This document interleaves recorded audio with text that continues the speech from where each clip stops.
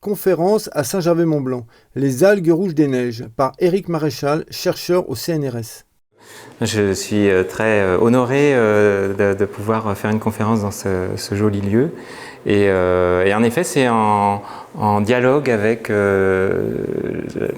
la démarche artistique que peut avoir Charlotte Gauthier-Vantour et avec des choses intéressantes que je vous inviterai à voir tout à l'heure dans ce qu'elle a réalisé. Donc je vois que les montagnards sont là, donc tout va bien. On est entre nous. Je m'appelle Éric Maréchal, je suis chercheur, je suis biologiste. Je dirige un laboratoire à Grenoble et on travaille sur tout un tas de choses, des organismes photosynthétiques, les algues, les plantes. Et j'ai travaillé pendant des années sur les algues des océans. Peut-être que vous connaissez l'expédition Tara Océan, donc il y a des choses qui m'intéressaient dans ce que faisaient mes collègues sur les océans.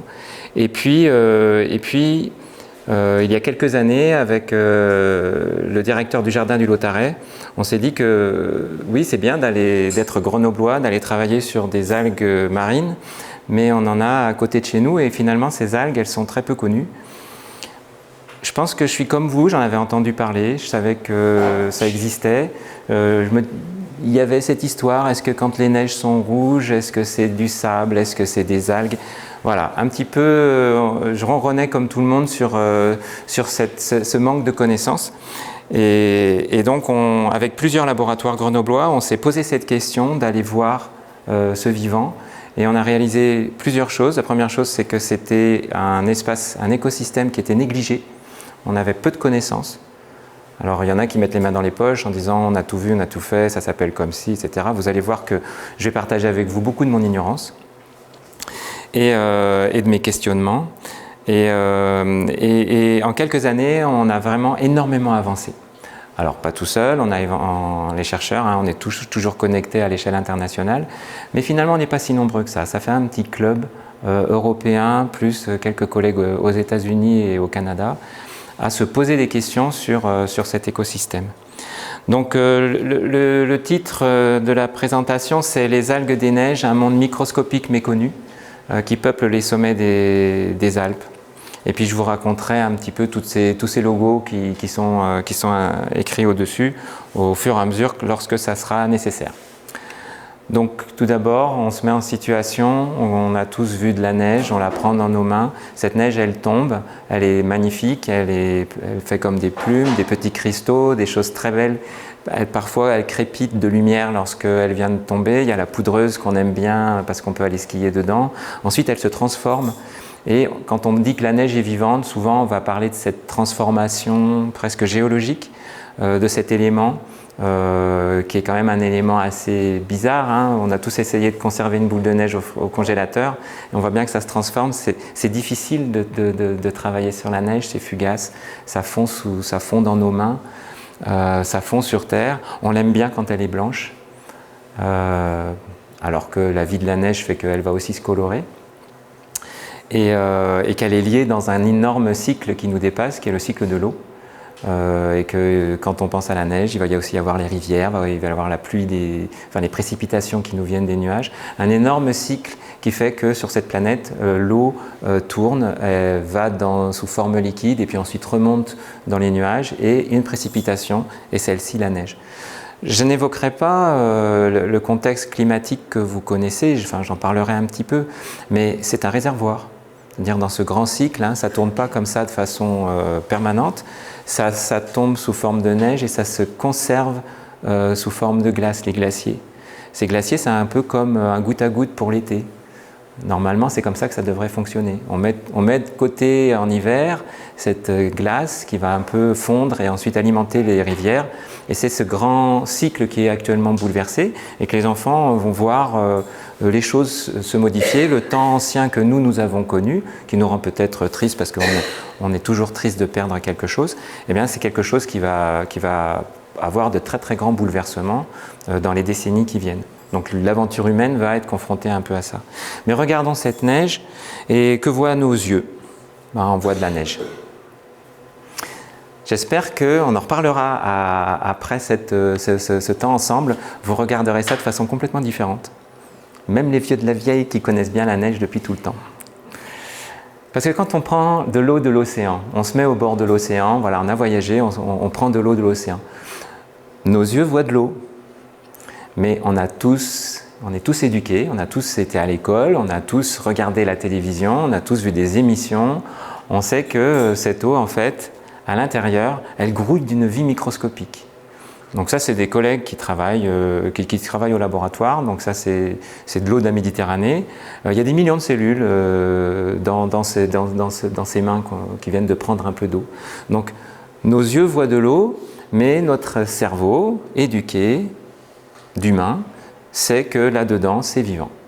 Donc si jamais on veut jeter de l'huile de vidange, on ne va pas forcément tout de suite aller la mettre dans l'océan. Même maintenant, on prend conscience qu'une crème solaire, ça peut être une bombe qui tue tout ce monde microscopique. Donc quelque part, on a une forme de respect pour l'océan. Maintenant, qu'est-ce qu'on voit quand on regarde la neige? Nos yeux voient de la neige. Alors si on est un peu esthète, on va avoir cette vision assez belle du flocon de neige qui est tombé et qui a toujours une forme différente. Et puis si on est un peu pratique et qu'on aime aller skier, la neige, on peut la fabriquer avec un canon à neige. Donc la neige, c'est de la glace qui tombe du ciel et qui fait cet élément un peu ludique qui arrive tous les ans. Voilà. Après, en fonction de ce qu'on sait, on est plus ou moins instruit du cycle de la neige. On peut avoir une plus grande connaissance de la place de ça dans les grands cycles de l'eau, comme je vous l'ai dit tout à l'heure. Et puis, en tant que citoyen, on peut considérer est-ce que ça c'est une bonne chose, est-ce que c'est une mauvaise chose. Moi, je ne suis pas là pour le dire et je ne vous dirai rien, je ne suis qu'un scientifique. On ira juste voir ce que c'est. Et alors, les neiges, de temps en temps, elles sont rouges. Alors, je vais passer quelques temps à vous parler de personnes anciennes. Alors, on va rencontrer comme ça, on va voyager dans le temps. Après, on voyagera dans l'espace, mais on va déjà un petit peu voyager dans le temps. Le fait que la neige soit rouge, c'est quelque chose que vous avez peut-être vu à l'occasion de vos promenades en fin de printemps et puis en été.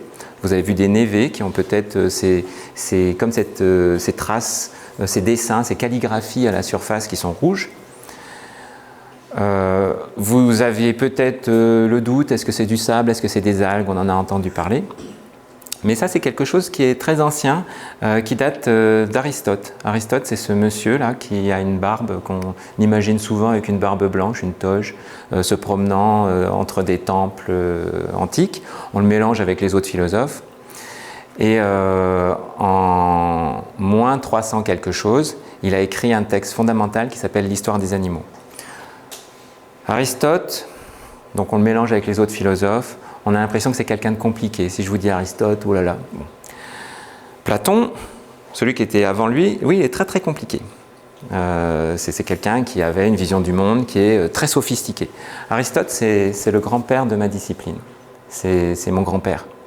Aristote, c'est l'inventeur de la biologie. Aristote, c'est quelqu'un qui passait son temps, il faut l'imaginer, dehors, à genoux, accroupi, regardant les choses, disséquant. Il a été le tuteur de Alexandre le Grand. Alexandre le Grand, c'était une cour très vivante où on avait tout un tas d'animaux, donc il disséquait les choses. Et un quart de sa production scientifique, de sa production littéraire, c'est des descriptions d'animaux, de la classification, essayer de comprendre comment toutes ces choses marchent. Il a fait aussi de la botanique, malheureusement ses textes ont été perdus. À côté de ça, il a écrit la Constitution d'Athènes, donc c'était quand même quelqu'un qui avait... Il est très connu pour sa dimension politique, et puis ensuite pour sa pensée du monde. Mais puis après, il s'est un petit peu trompé, il a pensé que le Soleil tournait autour de la Terre, par exemple. Il a été disqualifié a posteriori, parce que sa vision du monde était comme celle d'aujourd'hui, les scientifiques. Il n'y avait pas besoin d'un méta-monde, il n'y avait pas besoin d'un monde parallèle, il n'y avait pas d'hypothèse divine, il n'y avait pas d'hypothèse des idées. Platon, il avait une espèce de monde parallèle qui était le monde des idées, et nous ne serions que les marionnettes d'un monde parfait qui serait ailleurs, où notre esprit serait. Aristote, pour lui, l'esprit c'est la production du corps, nous ne sommes que chimie. Sa chimie à lui, elle n'est pas comme nous avec des atomes, elle est faite avec de la terre, du feu, de l'air, de l'eau. Voilà. Son traducteur en 1783 était très indulgent et cette indulgence elle est très importante pour nous. Il dit que l'état des sciences au siècle d'Aristote n'était pas le même qu'aujourd'hui, en tout cas pas le même qu'au XVIIIe siècle, et le monde nouveau que le microscope a créé pour nous n'existait pas pour Aristote. Il n'y avait pas de microscope. Invention de Galilée bien plus tard. Donc Aristote, quand il voyait des choses toutes petites, il ne savait pas ce que c'était. Moi, je vais vous emmener dans le monde microscopique. Aristote, le monde microscopique, il ne le connaissait pas. Donc quand les choses apparaissent, il pensait qu'elles apparaissaient. Donc il a aussi pensé la génération spontanée. Il pensait que les souris, elles apparaissaient d'un tas de paille. Voilà. Il lui manquait des éléments. Mais il faut être indulgent, il faut comprendre qu'il a fait une somme qui s'appelle l'histoire des animaux. Écrire ça dans l'Antiquité, ça donne juste des frissons. Et il écrit très bien, et c'est très fluide, et c'est très facile à lire, et c'est très agréable à lire. Moi, je vous invite à lire son texte. Alors, l'histoire des animaux, il dit, à un moment, parlant des insectes, il dit, il y a des animaux jusque dans les substances qui sembleraient pourtant être les moins corruptibles.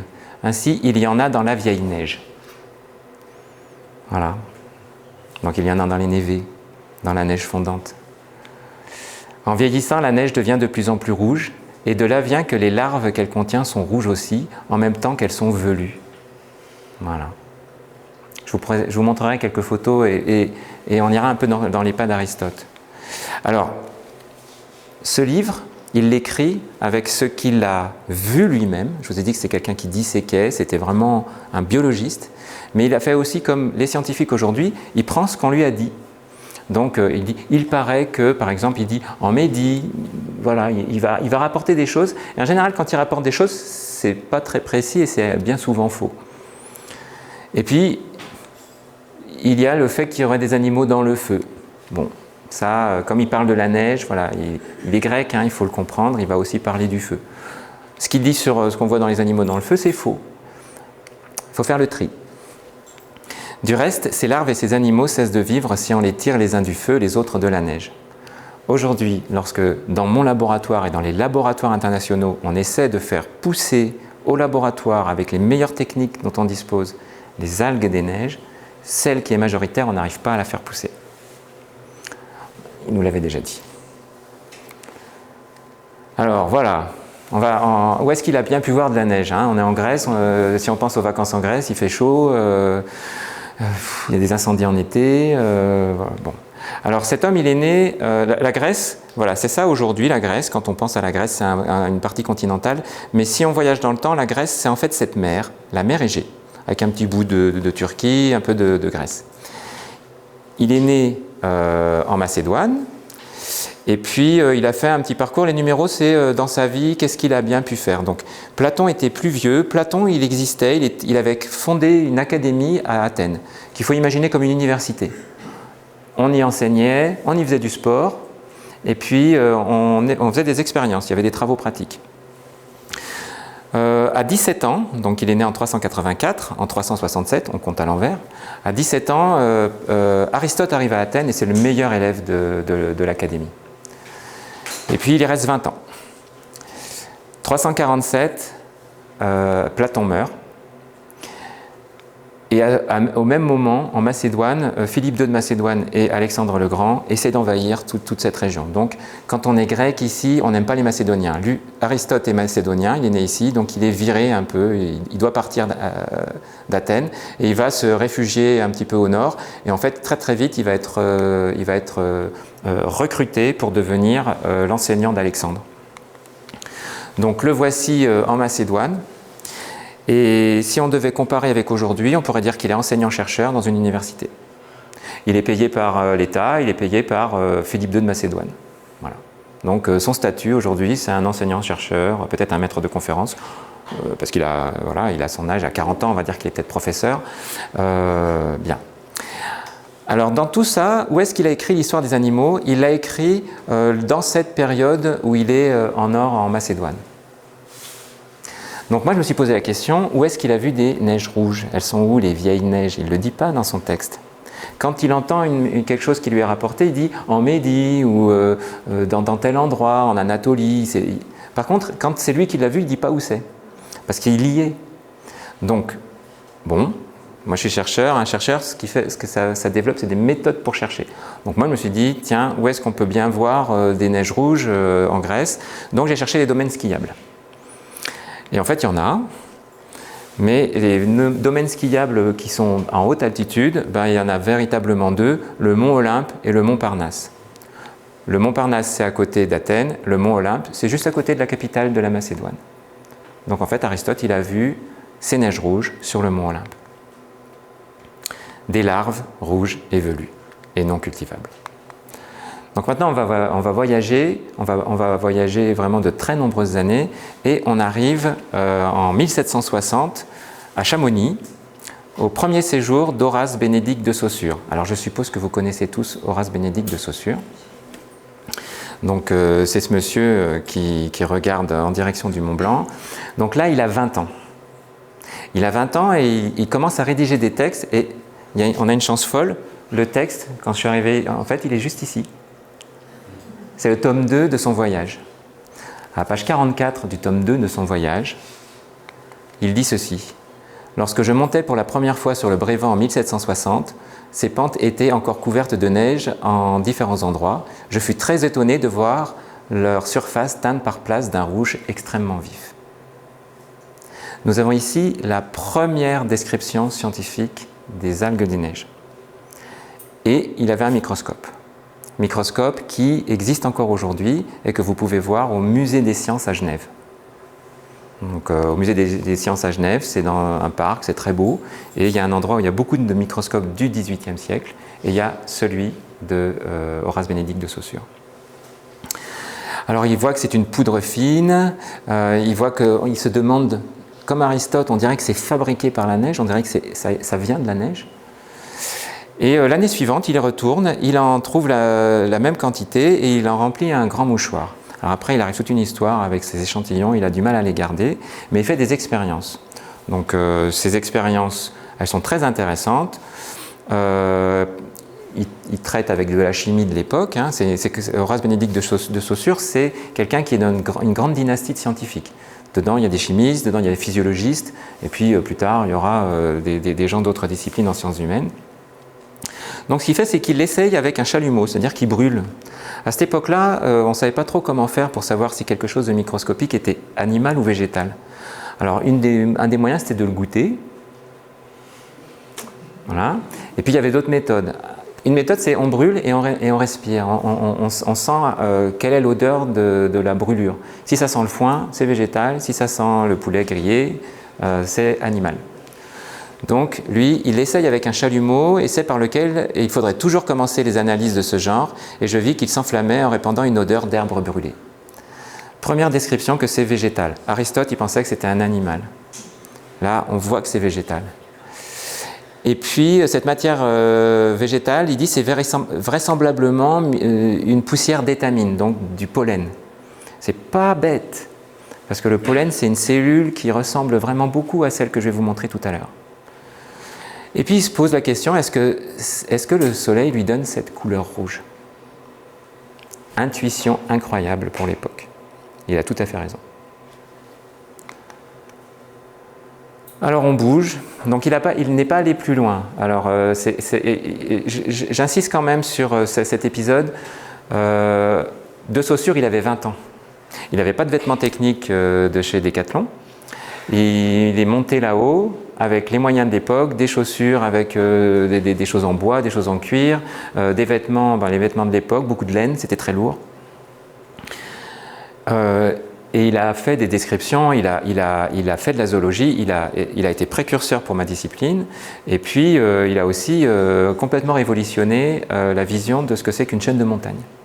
Et aussi il a inventé l'alpinisme. Et aussi il s'est observé, il a fait des fractionnés, voilà. Il a fait un kilomètre vertical, enfin, il a fait une altitude verticale. Donc il est inventeur de sport. C'est vraiment quelqu'un de très très très riche pour la culture de montagne.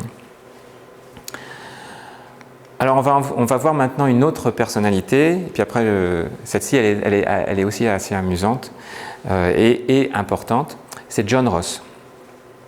John Ross, c'était un navigateur, un militaire. Alors si je reviens sur, je refais un petit aparté, Aristote payé par Philippe II de Macédoine et donnant des cours, enseignant-chercheur payé par l'État.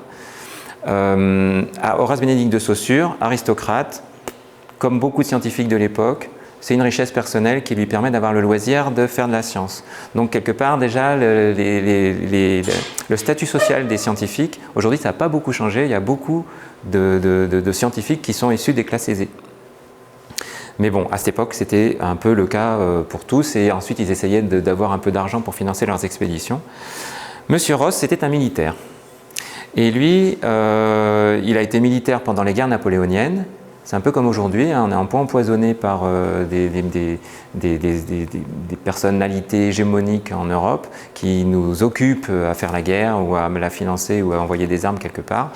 Et ça nous empêche de faire autre chose. Et ça nous fait dépenser inutilement et de l'argent et de l'énergie et des vies. Bon, Napoléon, c'était ça.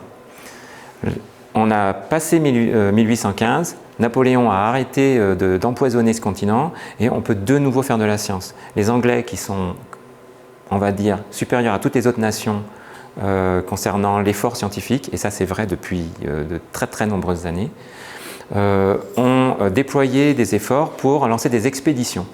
Donc ce monsieur Ross, il a été commissionné pour aller chercher le passage entre le Groenland et le Canada. En 1818, à bord de 2 bateaux. Un bateau qui s'appelait l'Isabella et un autre bateau qui s'appelait l'Alexander. Il était à bord de l'Isabella et il y a quelqu'un qui s'appelle William Parry qui était à bord de l'Alexander.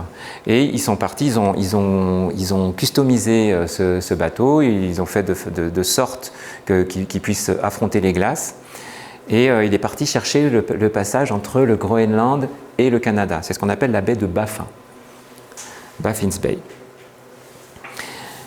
Il est parti, il était très orgueilleux, il voulait laisser son nom dans l'histoire, il y en a d'autres.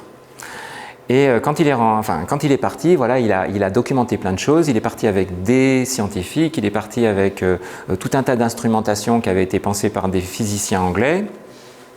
Il a fait beaucoup de découvertes, beaucoup de descriptions, des Inuits, voilà, il a vraiment collecté énormément d'informations. Et puis il a menti. Il a menti parce qu'en fait, il n'a pas réussi à aller jusqu'au bout. Il n'a pas réussi à trouver ce passage entre le Groenland et le Canada, le passage nord-ouest. Au lieu de rentrer et de dire « j'ai échoué pour cette question », puisque c'est pour ça qu'il avait été commissionné, il a menti. Il a dit « il n'y a pas de passage, j'ai vu une montagne qui fermait tout ça ». Donc Tom, il a été chercher ce passage entre le Groenland et le Canada, et puis il l'a dessiné. Il a dit « il y a les Crockers Mountains », les montagnes Crockers, qui ferment, il n'y a pas de passage. Bon, quand il est rentré, il a dit ça, il a écrit un magnifique livre. Donc je ne vous ai pas amené le livre en entier, j'aurais dû parce que ça aurait été bien, mais je vous ai amené une gravure aquarellée. Donc il a fait un ouvrage avec des gravures aquarellées de 1818, donc ce que je vais vous faire passer date de 1818. Et quand il est rentré, William Parry il a dit « non mais non, en fait on n'a pas vu de montagne, c'est un mensonge ». Donc toute la communauté anglaise s'est vraiment déchirée sur cette question, ça a fait le buzz. Et ça a été véritablement quelque chose de très important. Nous en France on n'en a pas du tout conscience, mais les Anglais, c'est vraiment quelque chose de culturellement très important pour eux, ce débat. Alors qu'il existe en effet des passages, et William Parry il a dit mais on a des courants qui viennent du nord, donc si c'est fermé on ne peut pas avoir de courant. Donc il y avait des arguments qui étaient assez forts. Bon, toujours est-il que voilà, il a été ridiculisé, mais dans son voyage vers le pôle Arctique, donc là je vous ai mis une traduction, il décrit des neiges rouges. Donc il a fait tout un ouvrage très très important. Comme il a menti, aujourd'hui on devrait dire c'est un mensonge, c'est un fake. Il faut rétracter la publication. C'est un ouvrage gros comme ça. Et on ne peut pas tout jeter. C'est des choses très intéressantes quand même. Donc 5 ou 6 milles plus loin, la neige qui couvrait les rochers, donc il décrit la côte. présente un phénomène assez singulier étant d'une couleur rouge foncé. On envoya quelques officiers sur le rivage et ils rapportèrent une certaine quantité de cette neige, etc. L'opinion générale des officiers qui l'examinèrent au microscope fut que cette matière devait être végétale. Bien.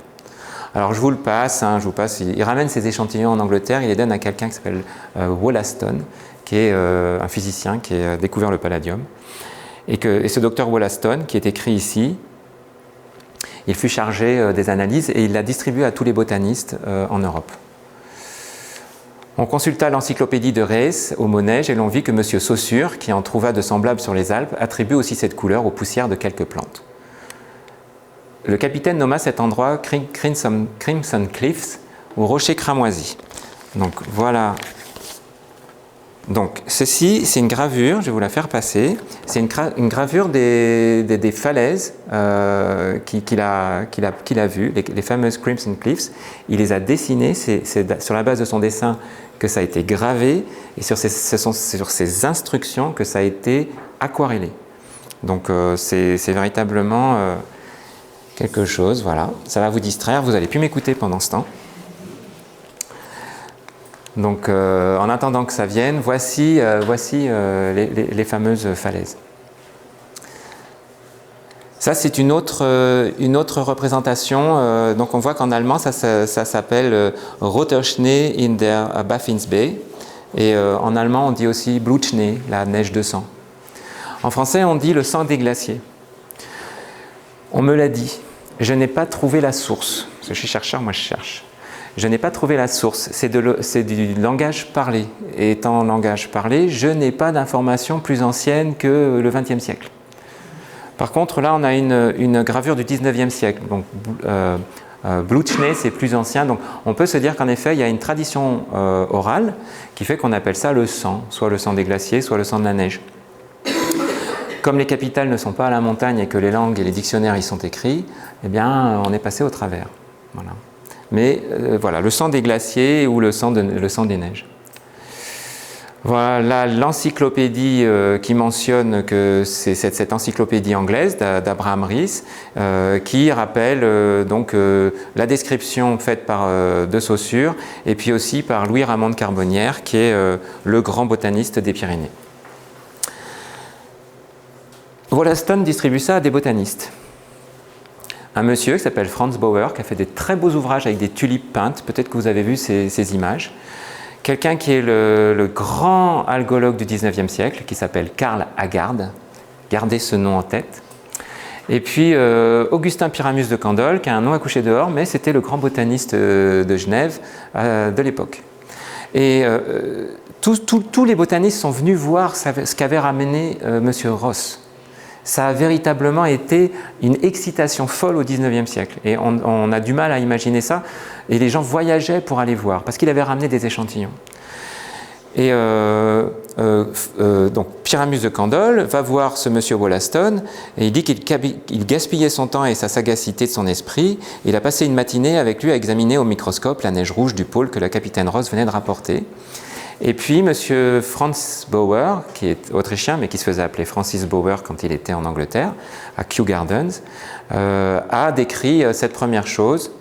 Et il a vu ces cellules, ici, qui étaient toutes rouges. Et puis, il a vu d'autres petites cellules blanches. Et il a pensé que c'était un champignon, la rouille, un champignon qui est orange. Donc, il a dit, ben voilà, c'est un champignon. La rouille, ça se dit uredo en latin. Quand on donne un nom à une espèce, on donne deux noms. Nous, on est Homo sapiens, on est du genre Homo et de l'espèce sapiens. Le chimpanzé, c'est Pantroglodytes. Et puis, ce champignon, c'est la rouille Uredo nivalis, la rouille des neiges. Et puis, les algologues ont dit, ben non, ce sont des algues. Donc, ils les ont dessinées comme ça avec les cellules rouges. Et puis ici, tout un tas de petits points blancs qui sont on ne sait pas quoi. Et il a appelé cette algue Protococcus nivalis. Donc, il a changé le nom. Et quand on change le nom, quand on lit les noms en classification, en biologie, si jamais on change, eh ben, il faut mettre entre parenthèses le premier, et puis on change la date. Puis on met son nom. Parce que les scientifiques adorent mettre leur nom sur ce sur quoi ils travaillent. Et enfin, en 1903, quelqu'un qui s'appelle Nordan Villeux a fait un grand mélange. Son article, moi je l'ai lu, hein, c'est en allemand, en anglais, en norvégien et en latin. Enfin, c'est une espèce de chose cousue de toutes sortes, et il a cousu plein de descriptions différentes, et il a appelé ça Chlamydomonas nivalis. Si vous avez un peu de culture de ça, parce que c'est un mot qui a beaucoup diffusé pendant de nombreuses années, vous la connaissez peut-être sous le nom de Chlamydomonas nivalis. Voilà ce qu'il a pu observer. Et pendant 115 ans, ça s'appelle Chlamydomonas nivalis. Et on ne se pose pas de questions. Et là, je vous ai résumé, j'ai pris le temps, hein, je vous ai présenté des gens, ça vous semble peut-être beaucoup, mais en fait c'est très peu. Je vous ai résumé toute la science qui a eu lieu pendant 200 ans. Et on marque Chlamydomonas nivalis. On a une photo ici qui a été colorée en rouge pour bien montrer que c'était elle. Et en fait, c'est une erreur qui est dans Wikipédia. Donc, il faut être dans la nuance. Souvent, on parle de fake, etc. La science avance par essai-erreur. Moi, je n'en veux pas aux gens du passé. Ce sont mes prédécesseurs, ce sont des géants. Ils ont fait ce qu'ils pouvaient avec les moyens de leur époque, et puis avec leurs arguments, ils ont fini par produire de la connaissance. Mais là, ce monsieur Villeux, il avait vraiment un peu poussé le bouchon. Il avait vraiment fait quelque chose qui n'était pas bien. Mais bon, tout le monde y a cru, et pendant 115 ans, on n'a parlé que de Chlamydomonas nivalis, et on en était là. Voici les premières femmes de mon discours. Lenka Prochaskova, Linda Nedbalova et puis Thomas Leja, qui est leur compère. Ce sont des scientifiques extrêmement brillants. Alors Lenka et Linda sont des scientifiques très importantes de l'université Charles à Prague. Et Thomas Leja est donc autrichien. Ils ont regardé ces neiges colorées et puis ils ont utilisé l'outil moderne, c'est-à-dire l'ADN. L'outil que la police scientifique pourrait utiliser. Et grâce à ça, ils ont pu voir que cet ADN qui est représenté ici n'était rien de tout ce qu'on avait dit précédemment, et il a fallu inventer un nom. Donc le nom qu'ils ont inventé, c'est Sanguina nivaloides. Et si vous devez repartir en montagne l'année prochaine et que vous voyez ça, c'est Sanguina qu'elle s'appelle, comme le sang. Voilà, et donc c'est un bloom. Ce qu'on voit, c'est lorsque les organismes microscopiques se donnent à nos yeux. Je vous rappelle, quand on prend de l'eau de l'océan, on ne voit rien. Mais il y a des moments où on les voit. C'est lorsque ces organismes se mettent à pulluler tellement que ça devient épais et que ça devient coloré. Donc on peut même les voir de satellite. Là, vous voyez, hein, c'est des algues, hein, tout ça. Des algues microscopiques. On les voit à l'œil. Là, c'est le lac Pavin, ça a différentes couleurs. C'est ce qu'on appelle un bloom. C'est un déséquilibre lorsqu'une espèce microscopique se met à pulluler.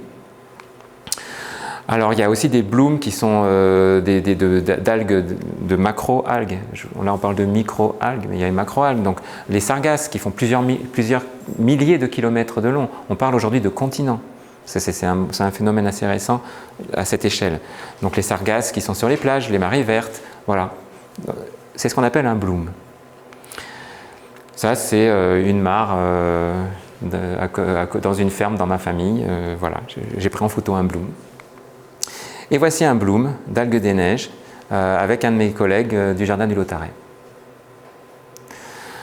Ça peut être très spectaculaire. Ce bloom, dans la neige, on va tout de suite arriver à une question qui est embêtante. C'est qu'il accélère la fonte des neiges et des glaciers. Un t-shirt blanc en plein soleil réfléchit la lumière et vous êtes au frais. Un t-shirt noir ou coloré, vous mettez en plein soleil, vous avez chaud. Les choses colorées captent l'énergie du soleil. Et cette captation d'énergie réchauffe. Donc la neige qui est blanc, il n'y a rien de plus blanc sur cette planète que la neige. Ça se mesure par ce qu'on appelle l'albédo, alba, la blancheur. C'est la capacité à réfléchir la lumière du soleil. C'est un miroir parfait, la neige. C'est pour ça que la neige reste neige. Si elle était colorée, elle fondrait vraiment très très vite. Dès qu'elle est un peu colorée, la neige fond. Il y a un phénomène actuel qui est le réchauffement atmosphérique, le changement climatique. Le réchauffement climatique provoque un réchauffement atmosphérique qui provoque déjà physiquement la fonte des neiges et le recul des glaciers. Donc on a en gros, depuis ma naissance, je suis né en 67, il y a 5 semaines de moins d'enneigement au-dessus de 2000 mètres par an. Mais si ces algues augmentent en quantité, donc on a plusieurs hypothèses pour cela. On a l'augmentation du CO2 atmosphérique. On est passé de 300 parties pour million à ma naissance à plus de 400 parties pour million aujourd'hui. Ça fait une petite différence, mais ça fait plus de CO2 et les algues mangent, comme les plantes, mangent le CO2 pour faire leur matière. Donc c'est bon pour elles. Le réchauffement, elles peuvent être plus contentes dans la neige. Et puis ensuite, il y a toutes les pratiques agricoles qui peuvent faire qui peuvent vaporiser dans l'air des nutriments, un peu d'azote, un peu de phosphate. Nous, on le mesure après. Donc tout ça, ça fait qu'on a vraisemblablement une augmentation des microalgues. Je vais dire vraisemblablement. Alors j'ai beaucoup de discours très souvent et on me fait dire qu'il y a une augmentation. Je suis un scientifique. Vraisemblablement, il y a une augmentation.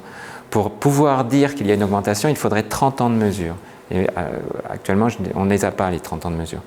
Par contre, on a des témoignages qui disent qu'on en voit de plus en plus. Voilà. Augmentation des blooms. Et qui dit augmentation des blooms dit ça diminue l'albédo, puisque ça colore la neige. Là, je vous parlerai beaucoup des algues des neiges avec Sanguina. Il y a une autre algue qui est l'algue des glaciers, qui est pourpre noire. Tous les glaciers en sont couverts. L'intégralité des glaciers sont couverts de cette algue. Colore la surface et accélère la fonte. À peu près 12-13% de la fonte des glaciers du Groenland sont liés à la présence d'algues. Donc c'est pas neutre, c'est beaucoup.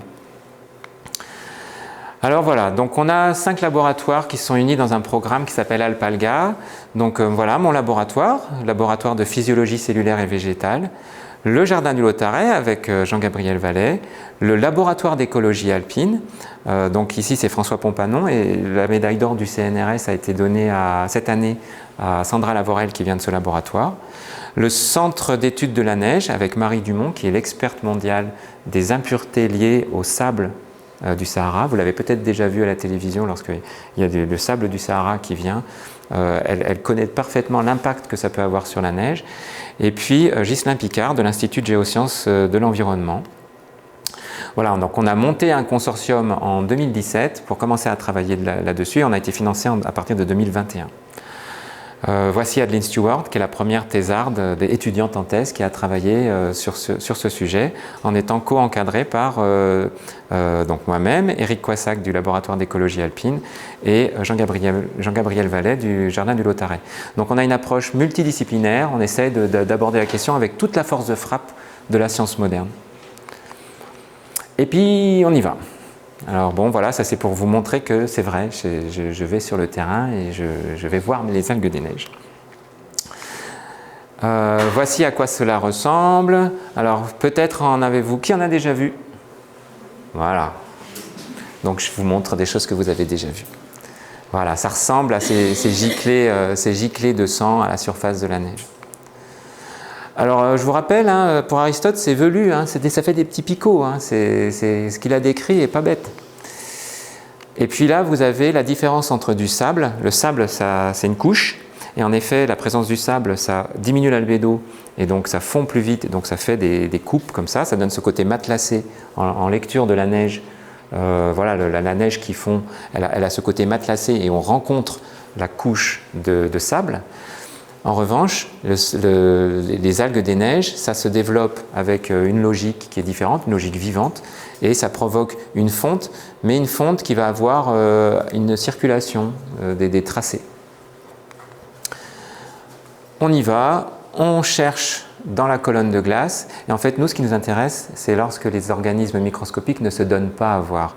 Quand c'est rouge, ça se donne à voir à nous. Donc c'est un moment important, je suppose que vous avez été ému quand vous avez vu ça. Mais il faut savoir que c'est comme l'océan, il faut aussi regarder la neige blanche comme on regarde l'océan et l'eau qui nous semble pure. Voilà, donc on récupère ça dans des tubes. Vous voyez ici la quantité, hein, c'est très important, c'est une biomasse extrêmement importante. Quand la neige a fondu, ça va alimenter le sol. Donc ça a une raison d'être dans des grands cycles qui vont intéresser d'autres écosystèmes. Et puis on va au laboratoire. Alors là, on commence par regarder de la neige avec du sable. Voilà à quoi ça ressemble au microscope. Donc on voit les jolis grains de sable. Je vous présente l'Afrique, hein, ça a voyagé, c'est de l'Afrique qui vient chez nous par les airs.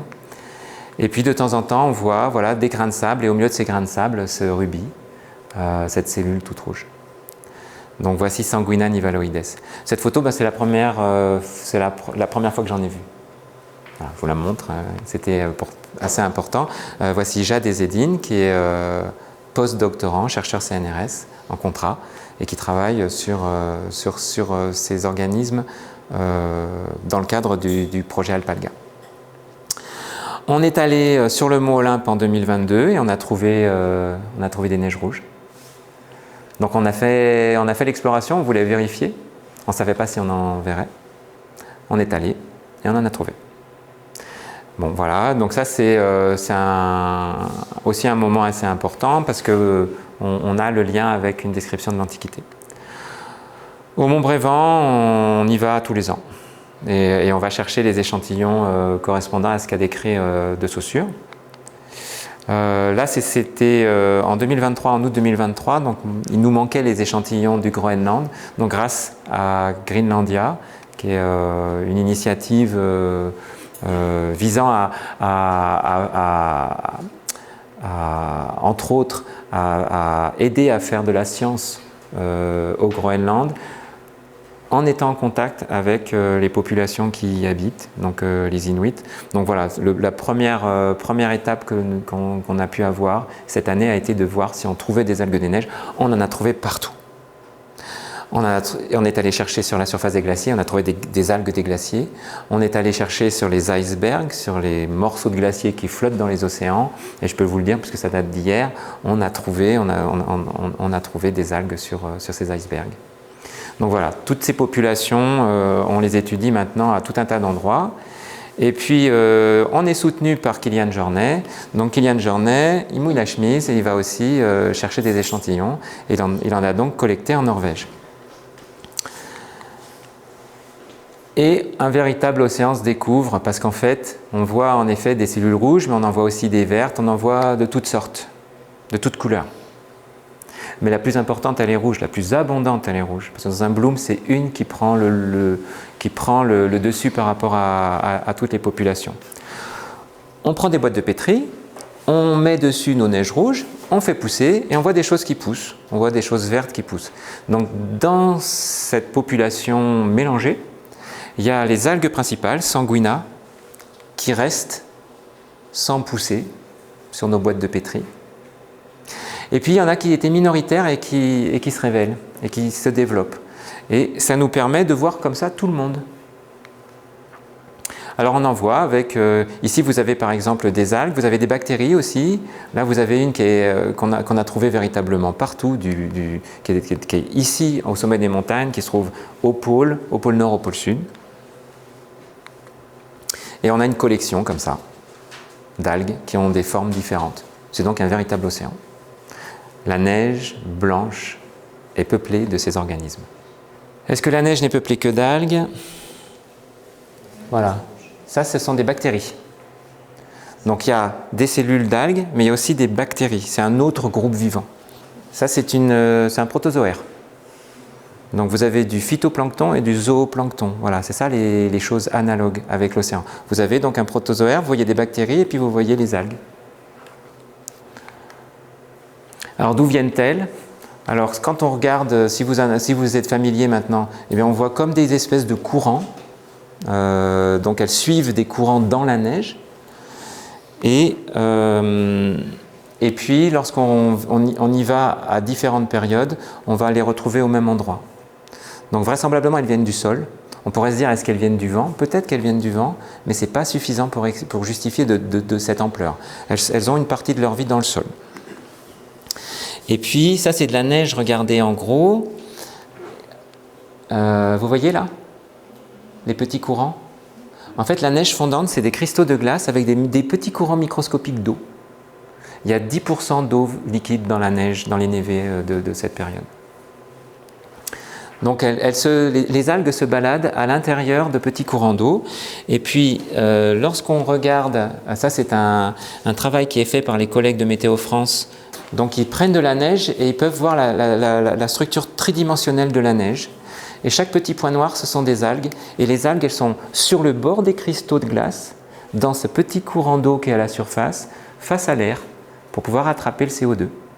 Donc c'est vraiment une structure très compliquée, mais qui est tout à fait adaptée à vivre dans la neige. Parce qu'on peut se dire, qu'est-ce que c'est que vivre dans la neige? Et bien voilà, ça c'est des éléments de réponse. Ça, ce sont des choses qu'on vient de publier là, cette année. Et où est-ce qu'elles vont après la fonte? Eh bien, ça fond, et là vous voyez cette galette. Et ici vous voyez cette chose-là. Alors je vous rappelle, hein, Aristote, il voit des larves, il voit des vers rouges, velus. Donc on peut comprendre qu'Aristote puisse voir ces choses-là et les décrire ainsi. Est-ce que les algues sont dans leur écosystème préféré ou est-ce qu'elles ne font que résister? C'est-à-dire, est-ce que ce sont des algues des neiges ou est-ce que c'est juste des algues qui étaient dans le sol et puis bon, voilà, il neige sur elles. Alors pour ça, qu'est-ce qu'on fait?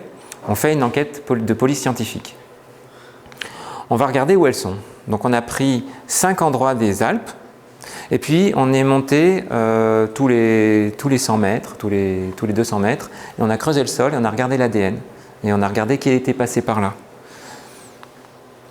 Ce faisant, alors ne le regardez pas, hein, c'est un article scientifique, donc on est allé de 1000 mètres à 3000 mètres d'altitude et à chaque fois qu'on a vu une algue, on a mis un petit bâton avec notre ADN et on voit qu'il y a des algues des vallées, des algues qui sont un peu distribuées partout et puis Sanguina qui n'est qu'au-dessus de 2000 mètres d'altitude. Donc ça c'est notre premier indice, c'est véritablement des algues qui vivent dans l'étage où la neige se trouve en grande quantité. Vous n'en aurez pas dans votre jardin.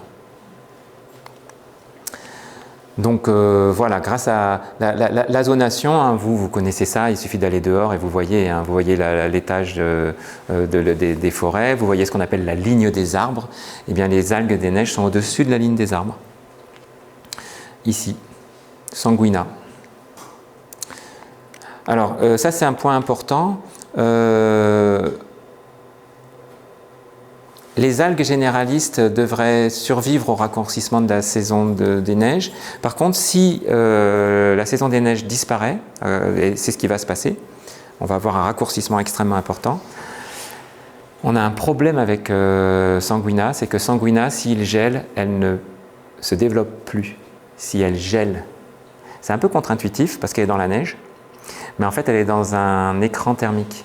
La neige, ça protège. Si vous vous promenez et qu'il neige, eh bien, il faut vous mettre dans la neige, il ne faut pas rester dehors, vous allez geler. Si on enlève la neige, le sol gèle. La neige sur le sol, ça protège. Donc tous les éléments dont on dispose montrent qu'elle est sensible au très grand froid, au gel. Après, dans celles qui poussent, les petites vertes, là, il y en a qui résistent. Alors voilà, on caractérise les espèces inconnues. Alors qu'est-ce qu'on fait? On détermine les génomes. Donc ça, c'est une activité qu'on a. On a maintenant une quinzaine d'espèces. On a 5 génomes qui ont été complètement séquencés. Ces travaux n'ont pas encore été présentés à la communauté scientifique, mais on va le faire prochainement. Et puis, on essaie de comprendre comment vivre dans la neige. Donc, on utilise pour ça de la microscopie électronique en 3 dimensions et on regarde les cellules à un niveau de résolution comme si on pouvait atteindre des résolutions au nanomètre près. Et ça nous permet de voir ces cellules avec leur cortège de bactéries. Et puis ensuite, on peut, alors je ne vous explique pas ce qui est dedans, mais pour nous, ça nous parle. On peut voir comment ces cellules sont structurées, sont architecturées, et c'est une architecture qui est absolument adaptée à la vie dans la neige. Les cellules sont capables de récupérer la lumière qui vient du haut, du bas et des côtés. Habituellement, les algues, ou vous avez l'habitude d'organismes photosynthétiques comme les arbres, ça fait des panneaux solaires tout plats. Et puis qui se mettent de façon perpendiculaire à la lumière du soleil. Et puis les algues, elles ont à l'intérieur d'elles des petites structures qui ont cette même organisation perpendiculaire à la lumière incidente. Eh bien, Sanguina, elle met ses panneaux solaires dans toutes les directions. Parce que la neige, c'est un palais de glace, ça renvoie de la lumière dans tous les sens. Voilà, donc on avance dans comprendre qu'est-ce que ça veut dire vivre dans la neige. Et on voit qu'à l'échelle microscopique, eh bien, il y a des tas de choses qui sont adaptées.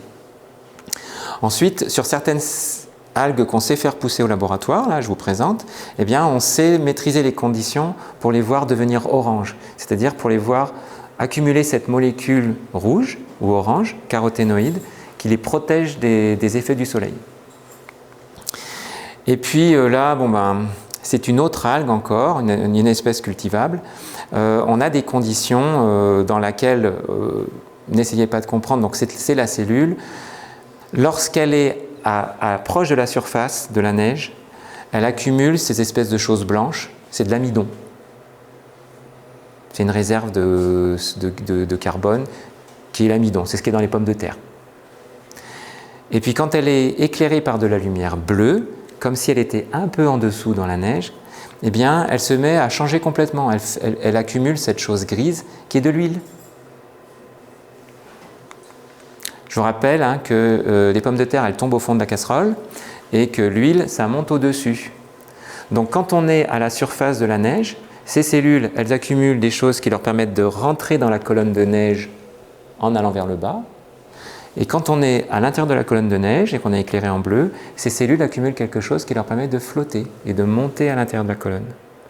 Donc on a des mécanismes microscopiques qui permettent de peupler toute la colonne de glace, toute la colonne de neige. Alors ensuite, c'est un défi, c'est de comprendre les liens avec le réchauffement climatique et les bouleversements environnementaux. Ça, je ne détaille pas, mais c'est ce que font mes collègues du Centre d'études de la neige avec des mesures d'albédo et des connexions avec la présence des algues. On n'est pas loin de la fin.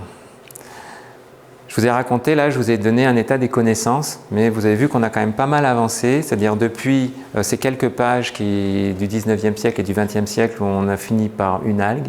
Aujourd'hui, on est face à une collection, une biodiversité. C'est pas aussi riche que l'océan, mais c'est un milieu qui est extrêmement riche. Et la question qui se pose, est-ce que ce n'est pas un héritage de l'âge de glace ? C'est-à-dire, ces algues, comme elles sont dépendantes de la neige, elles n'ont pu traverser le temps que si la neige a toujours été présente. Donc ici, vous avez une image qui illustre ce que pouvait être le dernier âge glaciaire, c'est-à-dire une calotte de glace qui descendait jusqu'au nord de la France, et puis avec des très grands glaciers.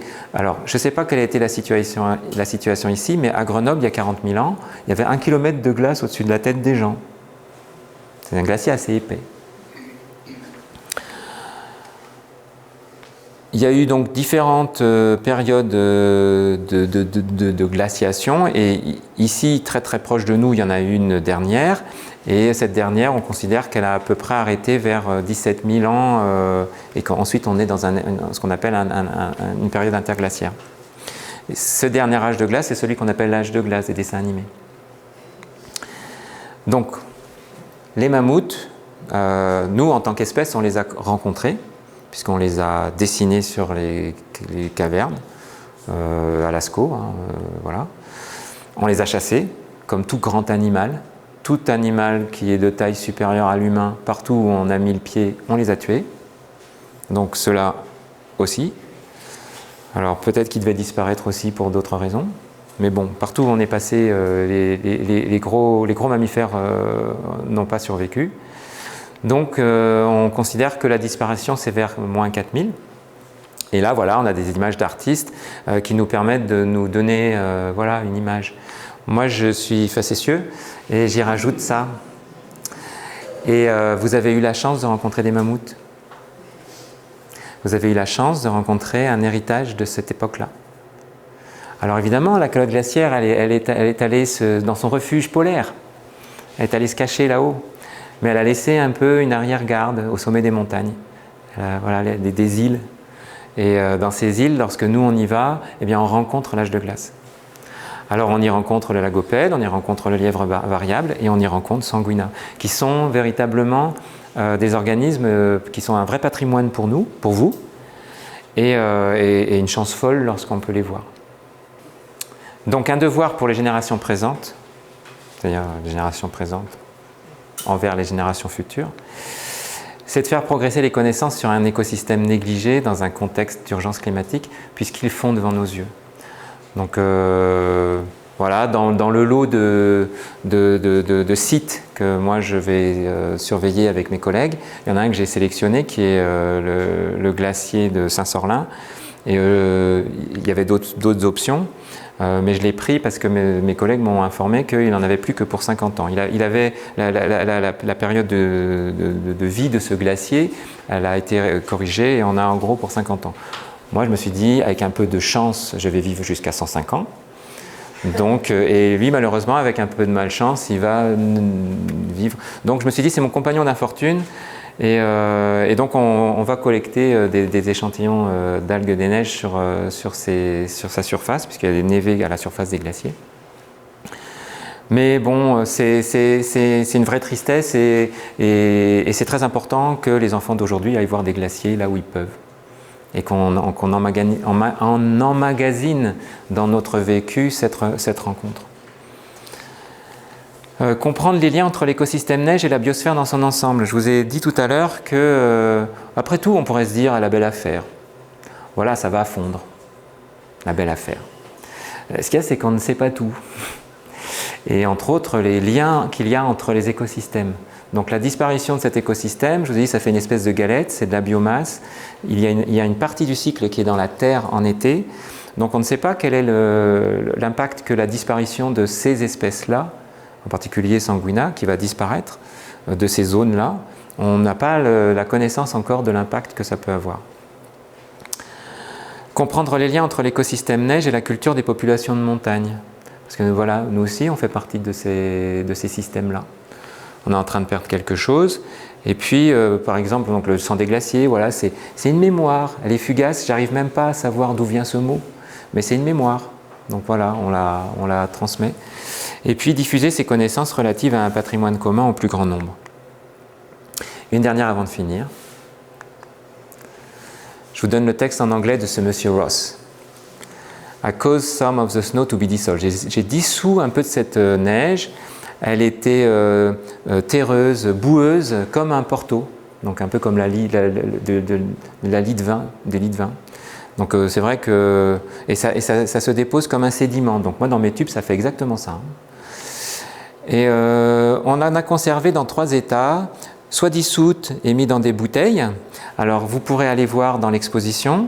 Il y a une ampoule en verre et Charlotte a mis un peu d'algues dans cette ampoule en verre. Quand elle l'a mis, c'était rouge. Je vais faire appel à votre œil de lynx et vous allez bien regarder et vous allez voir que toutes les cellules sanguinas sont en effet mortes, elles sont devenues grises. Et vous allez voir celles qui ont survécu. En fait, il y en a des petites vertes qui se développent, elles en profitent pour apparaître maintenant que ça a été conservé comme ça.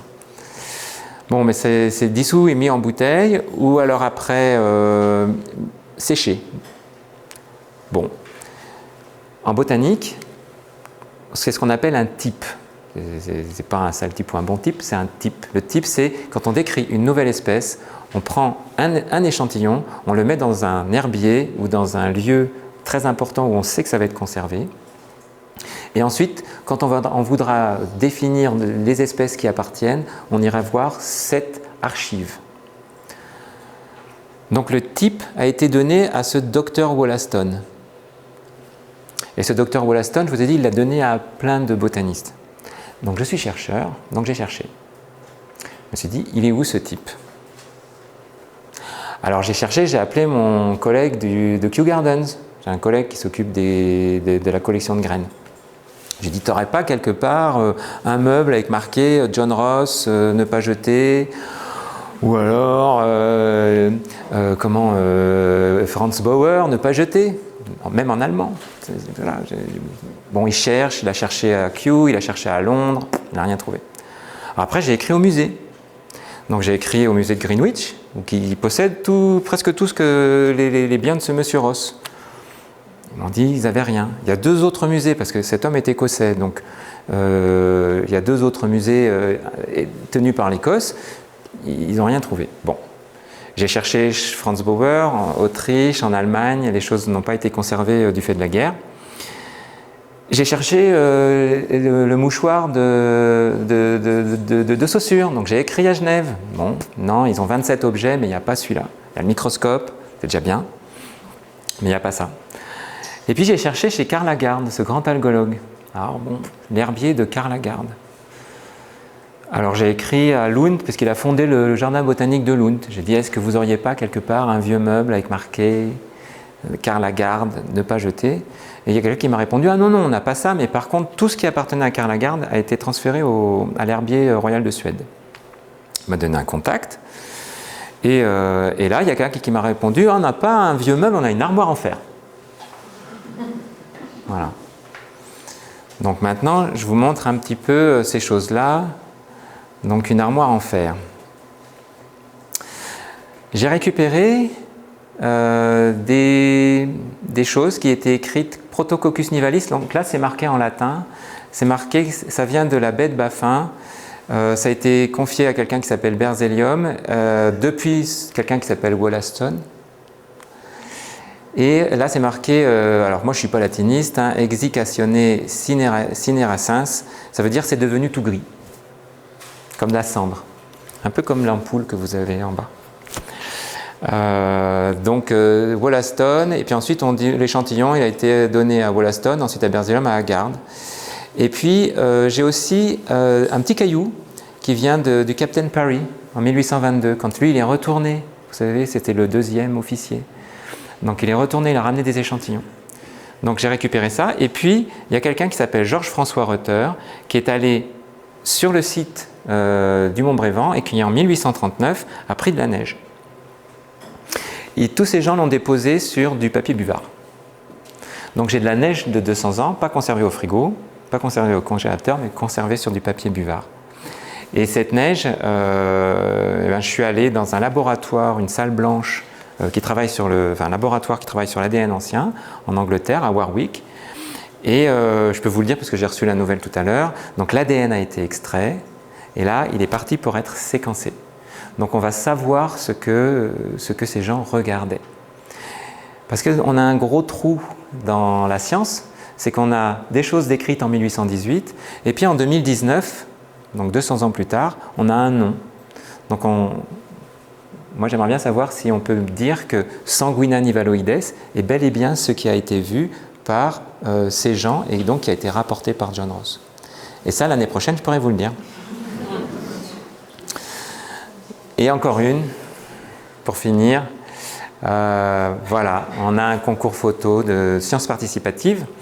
Ça, c'est quelque chose qu'on a lancé parce que je vous ai dit qu'on voulait savoir si ces blooms étaient de plus en plus fréquents. Pour ça, l'outil de choix, c'est l'imagerie satellitaire. Donc il y a Sentinel-2, qui est un satellite qui capture des couleurs. Donc les travaux avancent bien au Centre d'études de la neige. Il y a un étudiant qui actuellement est en train de traiter ces images satellitaires pour bien identifier des algues des neiges vues par satellite. Mais on a une gamme d'études qui nécessitent d'être validées sur le terrain. Et pour ça, on s'est dit, on va faire participer les gens. Alors je vous invite, et si vous avez des photos, je vous invite vraiment fortement à les déposer sur ce site. Ensuite, on va les représenter sur une carte. Ensuite, il va y avoir une sélection des plus belles photos sur un plan esthétique ou sur un plan d'intérêt scientifique. Mais on aura de toute façon cette collection et ça va nous permettre d'établir comment cet océan de la neige, cet océan fugace, qui date de l'âge glaciaire, se distribue aujourd'hui sur la planète. La science change notre rapport au monde, donc je suppose que maintenant vous allez regarder la neige différemment. Et je vous remercie de votre attention.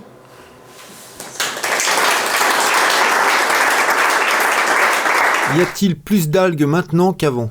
Alors moi quand je demande aux gens qui sont dans la montagne, parce que moi je suis un homme de la plaine, j'entends on en voit de plus en plus. Alors ce qui se passe c'est qu'il y a des épisodes. Il y a eu 2017, il y a eu 2021. 2021 l'Oisan était tout rouge. Et que pour dire une tendance, c'est comme pour le climat. Le climat, il y a le climat et la météo. Le climat, c'est une tendance d'augmentation de température, mais on peut avoir une vague de chaleur l'année dernière, une vague de chaleur cette année. Elles sont très importantes, ces vagues de chaleur, puisqu'elles ont fait perdre en épaisseur la surface des glaciers. De la même manière, les blooms ont une fréquence, et pour ça, il faudrait qu'on arrive à sortir de ces pics et de ces montagnes russes.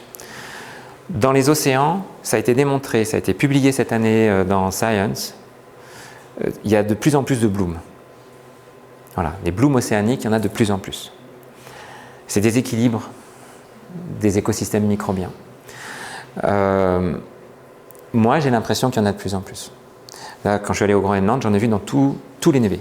Strictement tous les névés que j'ai vus, il y avait des algues.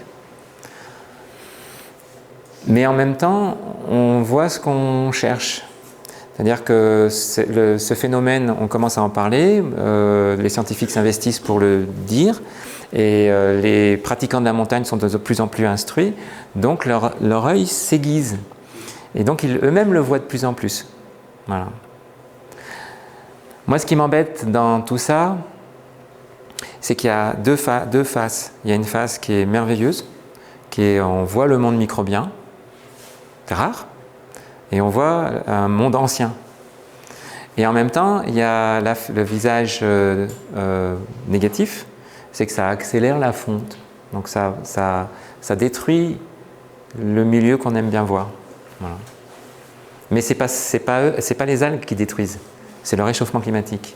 C'est nous. Les algues servent-elles à quelque chose?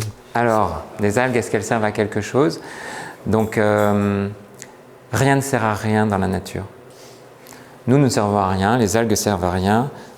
C'est juste le combat planétaire a existé. Nous sommes l'orchestre du vivant et chacun joue sa partition pour soi. Et chacun essaie, et ça crée un équilibre. C'est ce qu'on appelle un écosystème. Un écosystème, ce n'est qu'un équilibre d'espèces égoïstes. Et ensuite, il y a des espèces qui en mangent d'autres, voilà.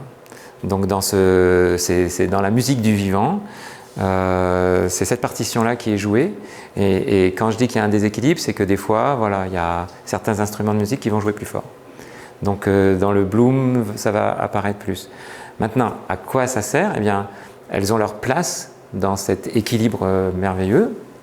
Et elles sont mangées par d'autres, et elles sont ce qu'on appelle des producteurs primaires, c'est-à-dire elles sont la porte d'entrée du vivant, parce qu'elles vont, grâce à la photosynthèse, attraper le CO2 et fabriquer du sucre.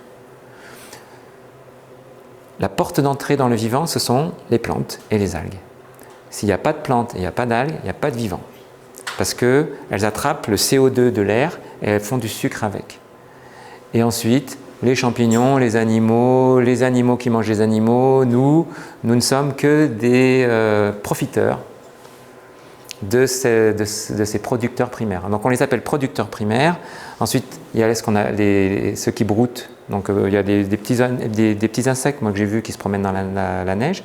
On va dire que ce sont les brouteurs. Donc on peut les appeler les consommateurs primaires. Puis après, ces insectes-là vont se faire manger par d'autres, consommateurs secondaires. Et dans ce jeu de qui mange qui, on finit par nous, par exemple. Ce qu'on appelle le réseau trophique ou la chaîne trophique, le réseau alimentaire.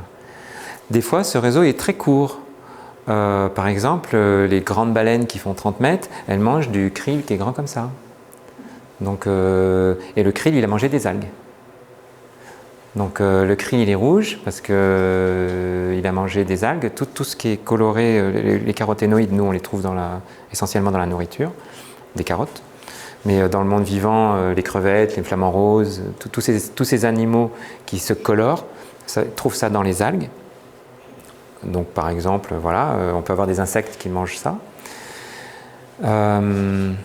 Et si ces organismes sont fragilisés, si les algues sont fragilisées, très très vite les animaux souffrent.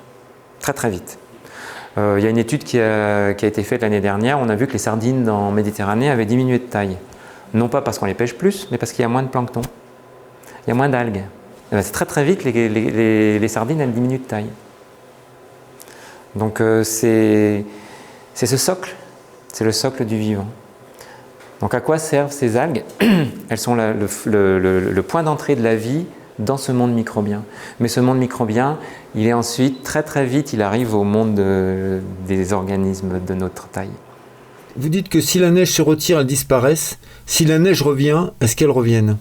Alors là, il faudrait... Alors, on n'a pas le recul. Ce qu'on sait, c'est qu'on n'en trouve pas là où il n'y a pas de neige. Donc quand on fait notre enquête avec l'ADN dans le sol, on ne les voit qu'au-dessus de 2000 mètres, au-dessus de la ligne des arbres. Et ensuite, quand on monte vers le monde arctique ou quand on descend vers le monde antarctique, il y a aussi une limite des arbres. Donc il y a la taïga et ensuite il y a la toundra.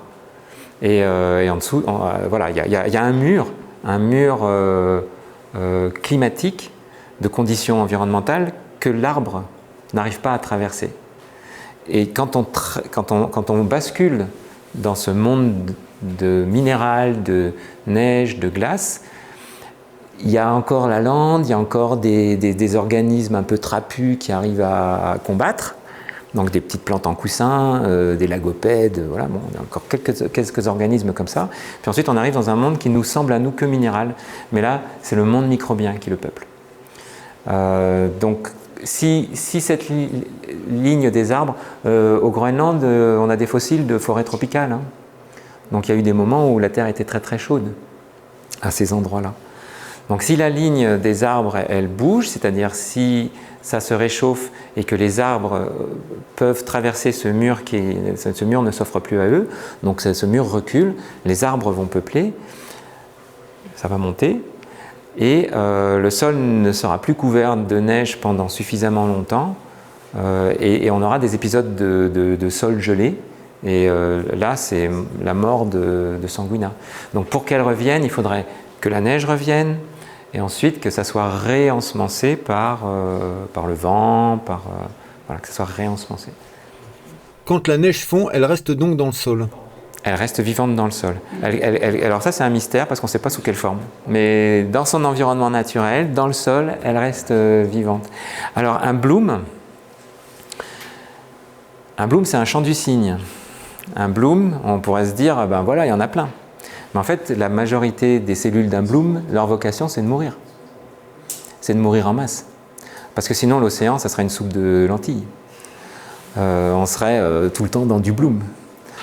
Donc les blooms saisonniers qu'il y a dans les zones arctiques, etc., bon, ben, ces blooms sont saisonniers, donc il y a une pullulation, c'est naturel, il y a une mort massive, ça alimente en biomasse, en matière organique pour d'autres organismes. Et puis, les quelques qui ont survécu vont se propager dans la suite. Ça, c'est la même chose pour Sanguina. On voit des blooms. Ces blooms, maintenant, ils sont annuels. Il y a des névés que je connais qui, tous les ans, il y a un bloom. Mais la majeure partie des algues meurent. Quelle est l'influence des ultraviolets sur la photosynthèse? Alors, les ultraviolets, ça m'a pas mal occupé, jusqu'à ce que je réalise que vers les pôles, il y en avait moins. Parce qu'en fait, quand on monte en altitude, on monte les ultraviolets. Et si on regarde les mécanismes biologiques, ils sont très très proches de la perception de la lumière bleue. Donc il y a quand on décompose la lumière blanche, vous avez vu, on prend un prisme où on fait un arc-en-ciel et on ouvre en grand toutes les lumières colorées qui composent la lumière blanche. Ça va du rouge au violet. Il y a l'infrarouge et il y a l'ultraviolet. Les organismes répondent à l'ultraviolet comme ils répondent aussi à la lumière bleue. Il y a un dialogue partagé. Enfin, il y a des mécanismes un peu partagés. Beaucoup de choses ont été dites sur la résistance aux ultraviolets avec l'altitude, mais les mêmes espèces sont en zone arctique et là, l'exposition aux ultraviolets n'est pas si grande que ça. C'est pas un stress environnemental. Donc on cherche une réponse à une question qui ne se pose peut-être pas. Et il y a une littérature récente qui disait qu'il y avait beaucoup de problèmes. Les ultraviolets sont mutagènes, donc il faut protéger le noyau où il y a l'ADN. Or, moi, quand je regarde mes cellules d'algues en microscopie 3D, le noyau, c'est ce qui est bleu. Le noyau, il est sur le côté, il n'est pas du tout protégé. Donc je ne vois pas de mécanisme cellulaire à protéger le noyau d'une attaque des ultraviolets. Donc à la question les ultraviolets, elle se pose chez beaucoup de scientifiques, mais moi personnellement, je ne sais pas si c'est une question. Parce que je n'ai pas d'éléments pour la soutenir. Certes, les ultraviolets montent et nous on prend des coups de soleil.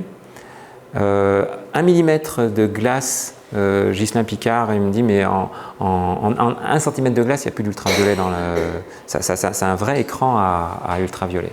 C'est tout de suite arrêté par la neige. Donc il faudrait que ça soit une condition intéressante à la surface de la neige. Donc j'ai pas d'éléments, voilà, mais j'ai quand même, au début où je travaillais, quand j'ai commencé à travailler sur ce sujet, c'était un des paramètres importants que je voulais considérer. Aujourd'hui, je ne sais pas. Et j'ai pas d'éléments dans la structure, dans l'architecture cellulaire qui me dit cette cellule est en train de lutter contre des agents mutagènes. Donc quand le sol se recouvre de neige, elles partent du terrain et remontent à la surface de la neige. Elles ont des flagelles. En fait, le stade de vie qui est avant la couleur rouge, c'est une cellule verte avec 2 petits flagelles et elle se promène, elle est capable de se promener à l'intérieur de milieux liquides. Donc, alors les neiges éternelles, ça c'est la présence des algues dans les neiges éternelles, c'est quelque chose qui n'est pas clair.